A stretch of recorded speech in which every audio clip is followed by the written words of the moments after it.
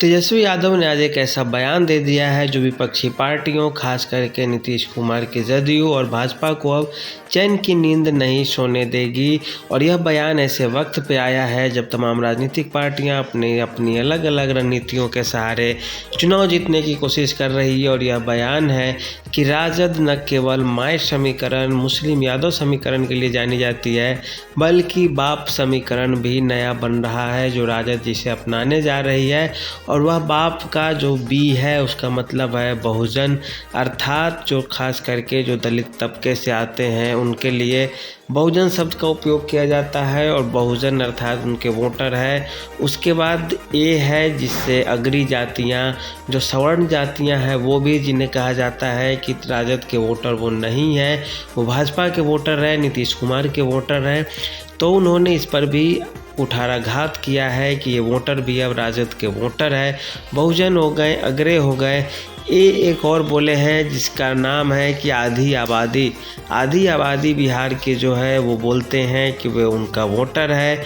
और लास्ट का जो पी है पुअर, अर्थात जो गरीब लोग हैं वे सब के सब आरजेडी, राष्ट्रीय जनता दल, लालू यादव, तेजस्वी यादव के वोटर हैं।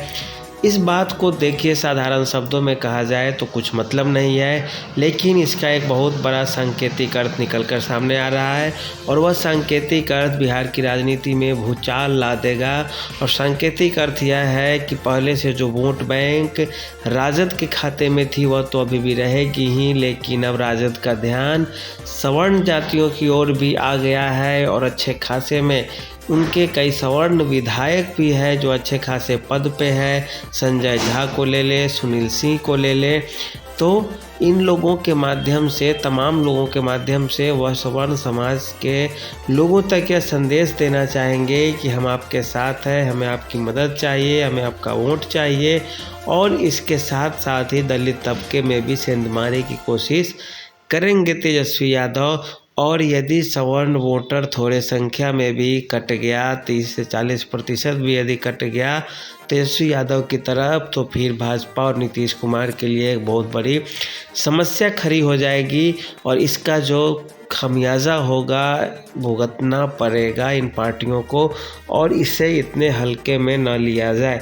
अगर यह रणनीति लालू यादव, तेजस्वी यादव की सफल रहती है तो निश्चित रूप से ये राजद जो पार्टी है वह सबसे आगे निकल जाएगी। और भाजपा और जदयू भी अपना मुंह देखते रह जाएगी और काम तेजस्वी यादव कर जाएंगे। इसे आप साधारण शब्दों में समझने की भूल कभी नहीं करें। यह एक बहुत बड़ा संकेत है कि अब राजद जो है वह पुरानी राजद नहीं रह गई है। यह नए विचारों से, नए ऊर्जा से, नए संकल्प के साथ आगे बढ़ना चाहती है। लेकिन अब तेजस्वी यादव क्या इस चीज़ को बयान तक ही सीमित रख पाते हैं या इस विचार को ज़मीन पर भी उतारने की कोशिश करेंगे, या तो देखने लायक होगा। और समय का ये तकाजा होगा, परिणाम होगा, और समय की एक तरह से उपलब्धि भी होगी कि राजद इस तरह की नीतियों पे काम करना शुरू कर दे। क्योंकि ठीक यही नीति अखिलेश यादव ने अपनाया था उत्तर प्रदेश में और लंबे वर्षों तक राजनीति में रहे थे। वही स्थिति अब तेजस्वी यादव अपनाना चाहते हैं। और इसका परिणाम अगर सही अपनाया गया तो दिखेगा भी चुनावों में। लोकसभा चुनाव में इसके बहुत प्रभाव तो नहीं पड़ने जा रहे हैं, लेकिन विधानसभा चुनाव में इसके परिणाम और प्रभाव देखे जा सकते हैं, देखे जाएंगे भी अगर स्थितियां इसी तरह की रही तो। अब ज़रूरत यह पड़ती है कि इस तरह को, इस काट को काटने के लिए नीतीश कुमार और भाजपा क्या चाल चलती है ये देखने लायक होगी। लेकिन तब तक के लिए आप इसे दूरदर्शी दृष्टिकोण से देखें तो ये काफ़ी प्रभावकारी और प्रभावशाली होने जा रहा है। इसे छोटे शब्दों में आप और हम नहीं समझ सकते हैं।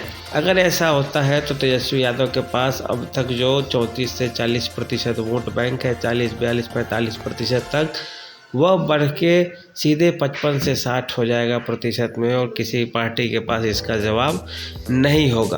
तो कुल मिलाकर स्थिति यही है कि तेजस्वी यादव इस चीज़ को केवल मंच से बोलने का काम करेंगे या ज़मीन पर भी इस चीज़ का या इसका प्रभाव दिखेगा या देखने लायक होगी। लेकिन यह ज़रूर है कि इस समीकरण से नीतीश कुमार की जनता दल यूनाइटेड भी और भारतीय जनता पार्टी दोनों टेंशन में होंगी, चिंता में होंगी कि इसका जवाब क्या दिया जाए। तो आज के लिए इतना ही, धन्यवाद।